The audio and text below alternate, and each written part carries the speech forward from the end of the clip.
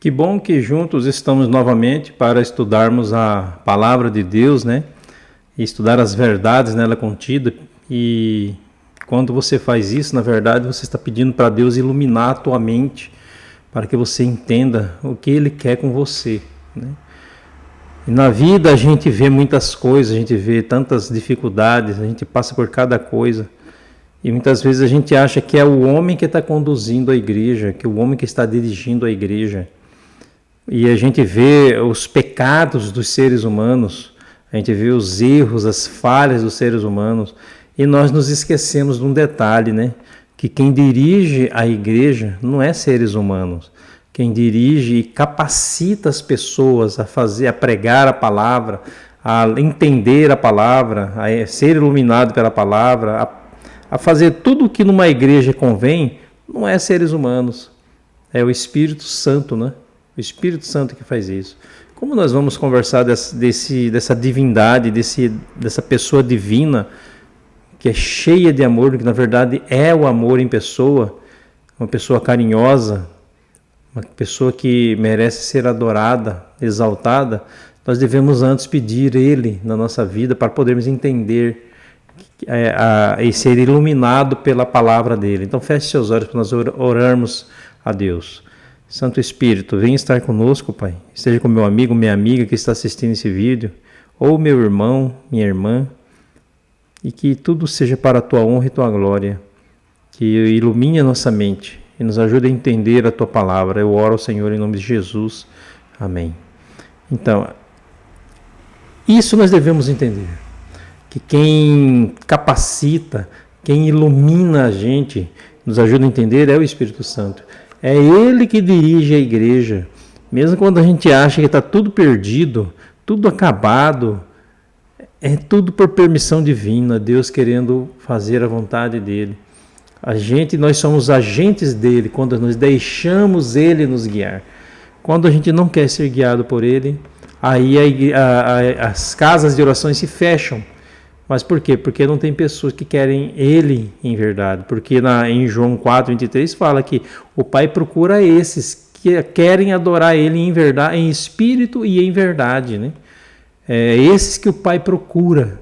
Então, se as pessoas não querem adorar a Deus, como que Deus pode dirigir pessoas que não querem ser guiadas por Ele?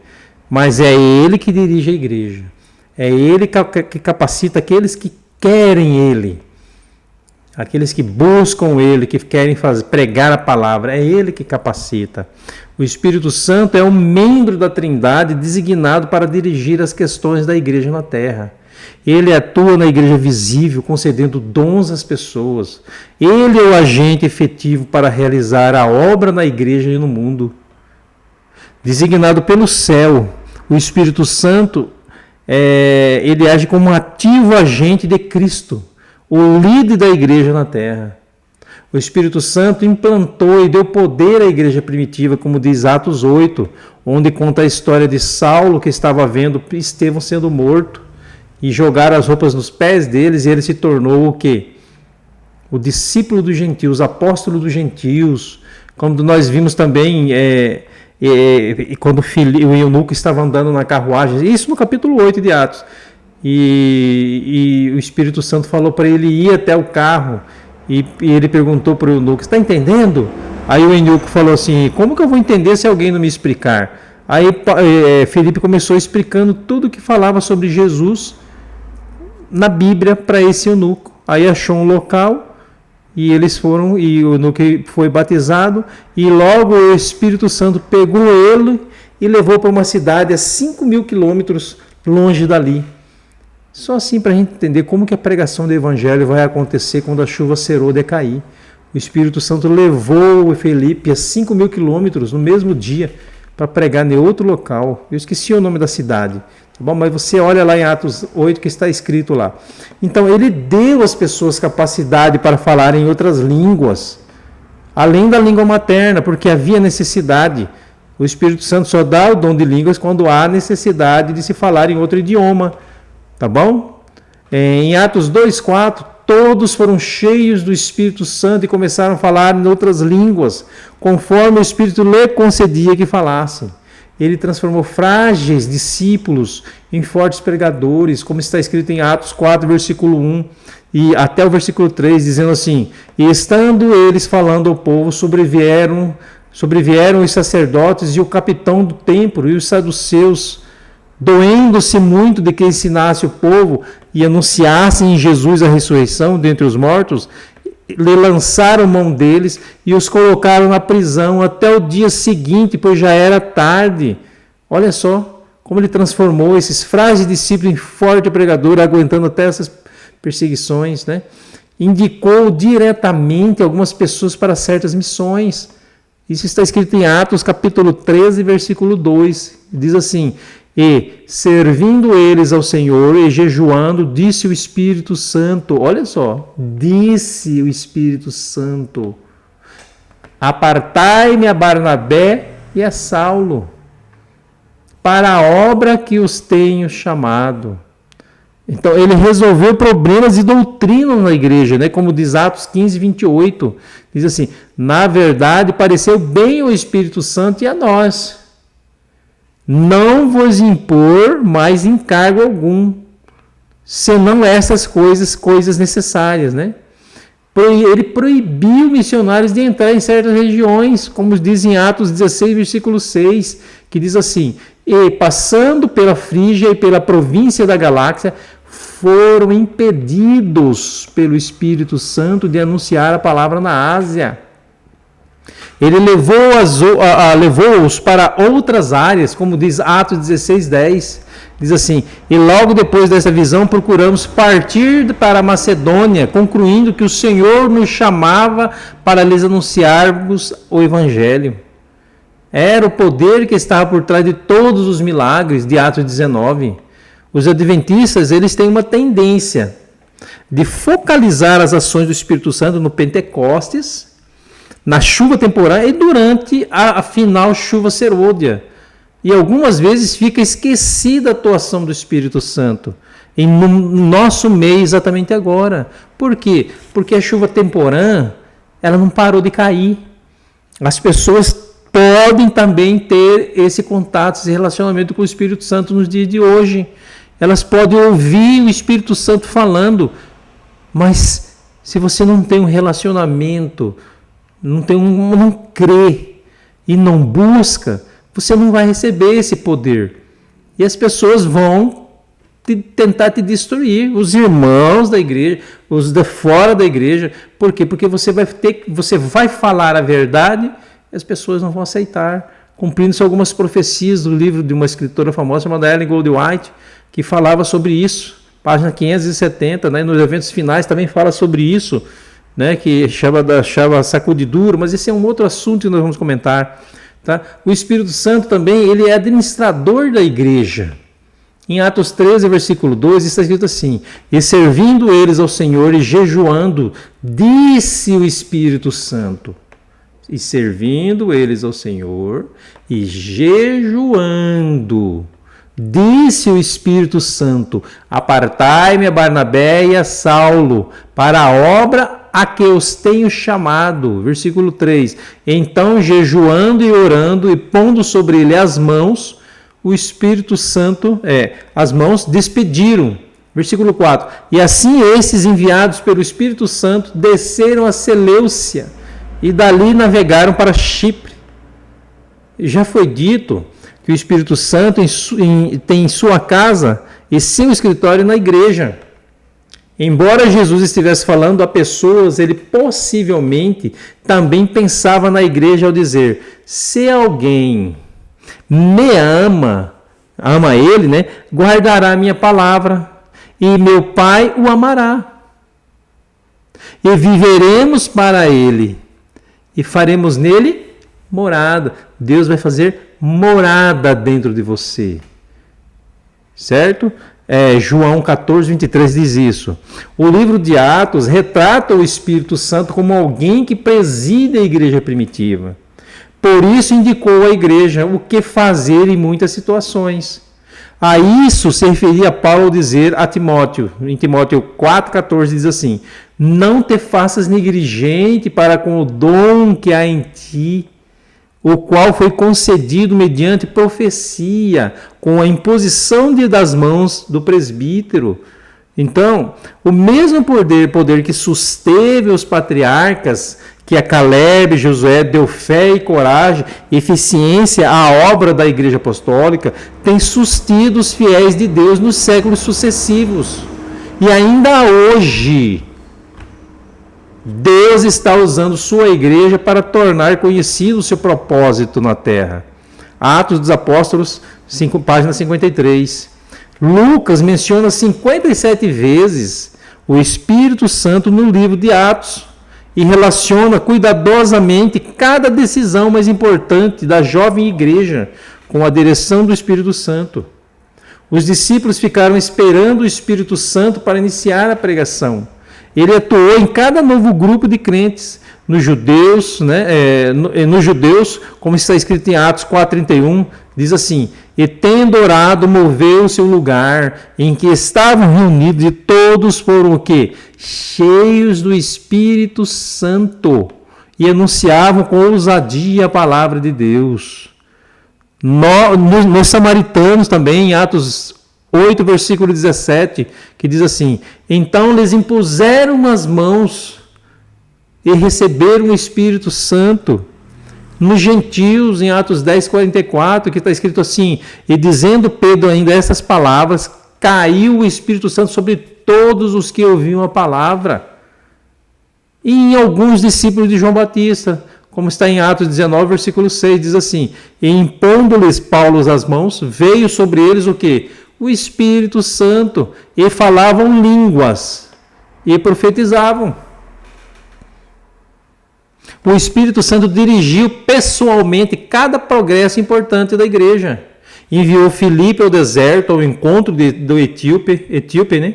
Em Atos 8, 29. Né? E ele escolheu missionários.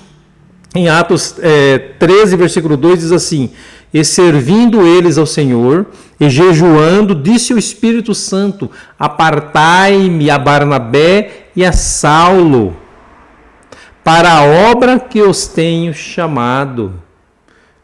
Olha só que interessante, né? Então, a gente percebe que o Espírito Santo guia a igreja, ele guia as pessoas, ele conduz a igreja. E também ele dirigiu o primeiro concílio, como diz em Atos 15, versículo de 1 em diante, diz assim: então alguns que tinham descido da Judéia ensinavam assim os irmãos: se não vos circuncidardes conforme o uso de Moisés, não podeis salvar-vos. Tendo dito Paulo e Barnabé, tendo tido Paulo e Barnabé não pequena discussão e contenda contra eles, resolveu-se que Paulo e Barnabé e alguns outros entre eles subissem a Jerusalém aos apóstolos e os anciões sobre aquela questão. Qual questão? Da circuncisão. E eles, sendo acompanhados pela igreja, passavam pela Fenícia e por Samaria, contando as conversões dos gentios, e davam grande alegria a todos os irmãos. E quando chegaram a Jerusalém, foram recebidos pela igreja e pelos apóstolos e anciões. Eles anunciaram quão grandes coisas Deus tinha feito com eles. Alguns, porém, da seita dos fariseus que tinham crido, se levantaram dizendo que era mister circuncidá-los e mandar-lhes que guardassem a lei de Moisés. Congregaram-se, pois, os apóstolos e os anciões para considerar esse assunto. E, havendo grande contenda, levantou-se Pedro, e disse-lhes: homens irmãos, bem sabeis que já de muito tempo Deus me elegeu entre nós, para que os gentios ouvissem da minha boca a palavra do Evangelho e crescem. Versículo 8 diz assim: e Deus, que conhece os corações, lhes deu testemunho, dando-lhes o Espírito Santo, assim como também a nós. Ele ajudou a planejar os itinerários das viagens de Paulo. Se você quer saber o resultado daquela questão lá da circuncisão, continue lendo, tá bom? Lá vai explicar certinho para você, que hoje não precisa mais de circuncisão, tá bom? Então é naquele assunto lá. Agora voltando, Então, o Espírito Santo, ele ajudou a planejar os itinerários das viagens de Paulo. Em Atos 13 e 16, versículo 6, diz isso. Em Atos 16, versículo 6, diz assim, desculpem. E passando pela Frígia e pela província da Galáxia, foram impedidos pelo Espírito Santo de anunciar a palavra da Ásia. A palavra na Ásia, né?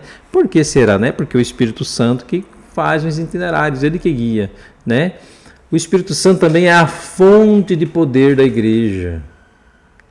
A fonte de poder da igreja. Quando nós queremos Deus, ele dá poder. Atos 13, 2 diz assim, e servindo eles ao Senhor e jejuando, disse o Espírito Santo. O Espírito Santo disse, por quê? Tinha poder a igreja. Então, ele diz o seguinte, apartai-me a Barnabé e a Saulo para a obra que eu os tenho chamado. E então, jejuando e orando e pondo sobre ele as mãos, os despediram. E assim estes enviados pelo Espírito Santo desceram a Seleucia e dali navegaram para Chipre. Então, o Espírito Santo é a fonte de poder da igreja. O Espírito Santo ela é a fonte de poder da igreja e de todos os membros individualmente. O poder que caracterizou a vinda do Espírito Santo no Pentecostes é o mesmo que necessitamos atualmente. O Espírito aguarda nosso pedido e recepção. Parábola de Jesus, página 121. Jesus prometeu poder aos discípulos. Em Atos 1, versículo 8, diz assim, mas recebereis o poder do Espírito Santo que há de vir sobre vós, e ser-me-eis testemunhas tanto em Jerusalém como em toda a Judéia e Samaria e até os confins da terra. Isso se cumpriu no dia do Pentecostes, através do Espírito Santo. Unicamente com esse poder é que um pequeno grupo de pessoas teria condição de pregar o Evangelho a todo mundo, como eles conseguiram. Paulo escreveu que o Evangelho é o poder de Deus para a salvação. Romanos 1,16. O Evangelho não é uma operação camuflada. Ele está nas ruas e é declarado abertamente. O Espírito Santo é o poder que apoia esse ativismo cristão dos que pregam o Evangelho. Há várias palavras em grego para poder. Uma delas é kratos, né? A qual pode incluir a força física. Outra é exousia, né? A pronúncia é mais ou menos exúcia, né? Que explica a autoridade para governar. Essa palavra foi usada na frase de Jesus. Toda autoridade me foi dada no céu e na terra. Mateus 28, 18. A palavra usada em Atos 1,8, recebereis poder, é dinamis. Dinamis. Se escreve D-U-N-A-M-I-S, mas se pronuncia dinamis. Uma palavra que implica tanto o poder explosivo de uma dinamite, quanto a força continuada de um dínamo. A tradução grega das escrituras hebraicas utiliza a palavra dinamis várias vezes no Salmo 68, versículo 28 a 35. Os adoradores israelitas no Antigo Testamento pediam que Deus lhes mostrasse seu poder. No dia de Pentecostes, esse poder veio de forma nova e dinâmica. Repentinamente, os discípulos foram cheios do Espírito Santo para realizar aquilo que jamais poderia realizar em circunstâncias normais. A igreja atualmente necessita do mesmo poder, da experiência pessoal dos cristãos, e para expandir sua missão e levar o Evangelho a todos que ainda não o ouviram. O Espírito Santo, ele é como mestre da igreja. Olha só aqui de João 16, 12, diz assim, 12 a 15, né? Diz assim, ainda tenho muito que vos dizer, mas vós não o podeis suportar agora. Mas quando vier aquele quem? O Espírito de verdade, ele vos guiará em toda a verdade, porque não falará de si mesmo, mas dirá tudo o que tiver ouvido e vos anunciará o que há de vir. Versículo 14. Ele me glorificará, porque há de receber do que é meu, e vou-lo há de anunciar. Versículo 15. Tudo quanto o Pai tem é meu. Por isso vos disse que há de receber do que é meu, e vô-lo há de anunciar. Fantástico, né? Além de ser o líder da igreja, é a fonte do poder. O Espírito Santo é também o principal mestre da igreja, o consolador, o Espírito Santo, a quem o Pai enviara em meu nome. Esse vos ensinará todas as coisas e vos fará lembrar de tudo que eu vos tenho dito. João 14, 26. E essa tarefa de ensinar é tão dinâmica quanto foi a experiência do Pentecostes. Deus pode ensinar-vos mais em um momento pelo seu Santo Espírito do que poderias aprender com grandes homens na terra. Testemunho para Ministros, página 119. O Espírito Santo, como mestre, ele dá nova compreensão, instrui a respeito do há de vir, glorifica a Deus, ajudando-nos a compreender mais perfeitamente as coisas, traz conhecimento da fonte divina e partilha conosco. O Espírito Santo ilumina nossa mente de duas maneiras, né? Ao estudarmos as Escrituras e através do ensino apresentado por determinados membros da igreja. Paulo diz que for escolhido para esse ministério e que Paulo diz isso, né, que ele foi escolhido para esse ministério e que ele foi dito para procurar certo tipo de ouvintes, os não-judeus, porque ele era o apóstolo de gentios. Esses ministérios correspondem aos dons espirituais escolhidos para Paulo pelo Espírito Santo. Deus, o Espírito Santo, é o distribuidor de dons para a igreja. Em 1 Coríntios 12, 11 diz assim: mas um só é o mesmo Espírito, opera todas essas coisas, repartindo particularmente a cada um como quer. As pessoas em geral têm diferentes ideias sobre como alguém recebe seus dons espirituais. Alguns acham que a igreja é quem decide a respeito disso. Outras pensam que quando a igreja elege para um cargo, a pessoa recebe o dom correspondente. Há quem pense que só os pastores têm dons espirituais e os membros da igreja só devem atender ao que o pastor fala. Finalmente, há os que acham que qualquer um pode fazer qualquer coisa e ninguém pode opinar a respeito. Que grande erro seguir homens, pastor. A gente tem que respeitar o cargo de pastor. Mas é um ser humano que está com cargo. Ele não dá dons. Quem dá dons é o Espírito Santo. É Deus que é o Espírito Santo que é o dirigente da igreja. Entendeu? Finalmente, e tem os que acham que qualquer um pode fazer qualquer coisa e ninguém pode opinar a respeito. Tem pessoas que é assim.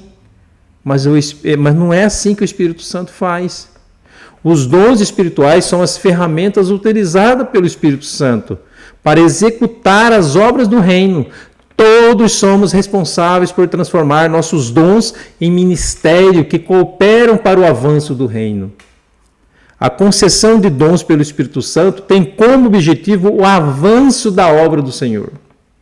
A igreja deve ser um organismo que realiza a obra do reino, organizando os dons de seus membros em ministérios efetivos. Nesse sentido, a igreja tem autoridade delegada pelo Espírito Santo para administrar coletivamente os dons de seus membros. Por exemplo, um canta, outro prega, um tem o dom de escrever música, ajuda aquele que canta. Então, isso quem organiza é os seres humanos, mas tem coisa que não, que é o Espírito Santo que faz isso. Então, essa é a chave da questão. O uso eficiente dos dons espirituais depende do caráter cristão da pessoa. A posse de um dom em particular, ou de vários dons, gera uma responsabilidade diante de Deus, quanto a realizar a obra do reino com um espírito meigo, compassivo, mas cheio de dinamismo cristão. Para finalizar, o Espírito Santo é o superintendente da igreja na terra. Ele é a fonte do poder da igreja. Ele concede dons e ainda instrui basicamente a igreja. Este tempo que nós vivemos é o tempo de crer no Espírito Santo. É o tempo de nos colocarmos como instrumentos em suas mãos, para que Ele realize a obra através de nós, como fez com a igreja primitiva. Então nós devemos aceitar a atuação e a liderança do Espírito Santo em nós. Nós devemos nos colocar nas mãos deles. O segredo é: deixe o pecado, confesse os pecados a Deus e deixe. Confesse, se arrependa. Deixe o pecado. Adore a Deus confessando os seus pecados. Adore, glorifique o nome de Deus.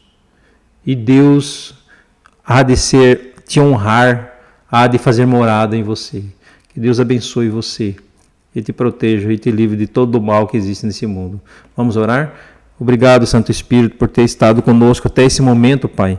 Obrigado por ter me ajudado a explicar a Tua palavra a esse amigo e essa amiga. Ilumine a mente dele, ilumine a mente dela, Pai. E os ajude a permanecer fiel ao Senhor. Obrigado, Deus. Continue comigo, em nome de Jesus Cristo. Amém. Obrigado, querido amigo, querida amiga, né? Irmão que está me vendo também, né, nesse canal. Que eu sei que tem irmãos que não perdem nenhum vídeo, né? E isso vai ser benéfico para você. Que Deus abençoe você, tá bom? Como eu sempre termino com João 4:24, que diz assim: Deus é Espírito. Importa que os seus adoradores o adorem em espírito e em verdade. Fica com Deus. Tchau.